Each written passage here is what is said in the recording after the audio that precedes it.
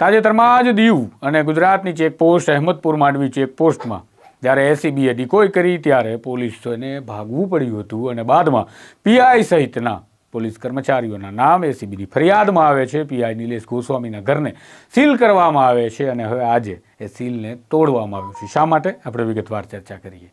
નમસ્કાર, હું છું આપની સાથે તુષાર બસિયા. નવજીવન ન્યૂઝમાં આપનું સ્વાગત છે. 31 ડિસેમ્બર પહેલાં 30 ડિસેમ્બરના રોજ દીવથી ઉના એટલે કે દીવથી ગુજરાતમાં આવતા સમયે ઉના પોલીસ સ્ટેશન વિસ્તારની અહેમદપુર માંડવી ચેકપોસ્ટ પર એસીબીને માહિતી હોય છે. તેના કારણે તે જનરલ ડિકોયમાં હોય છે અને જનરલ ડિકોયમાં તેઓ જ્યારે અહેમદપુર માંડવી ચેકપોસ્ટ પર પહોંચે છે અને ખબર પડે છે કે આ તો એસીબી છે, ત્યારે ચેકપોસ્ટ પરના પોલીસ કર્મચારીઓમાં નાસભાગ મચી જાય છે અને રીતસરની બૂમ ઉઠે છે, ભાગો. ભાગી ગયા પોલીસ કર્મચારીઓ, વર્દી મળી જાડી ઝાંખરામાંથી અને બાદમાં કાર્યવાહીનો દોર શરૂ થયો.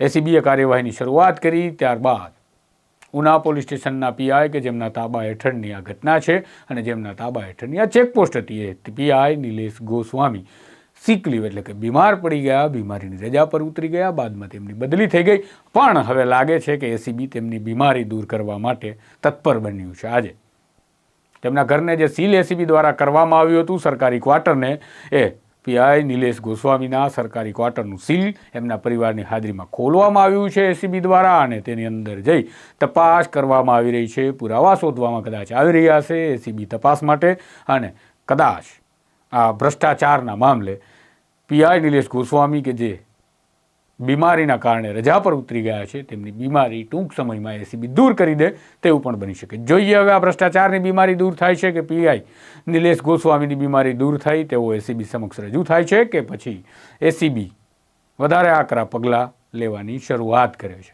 આ જ પ્રકારની વાત, સવાલ અને અહેવાલો સાથે હું આપના સમક્ષ આવતો રહું છું. ત્યારે તમે નવજીવન ન્યૂઝની આ ચેનલ સાથે જોડાયેલા રહેજો. નમસ્કાર.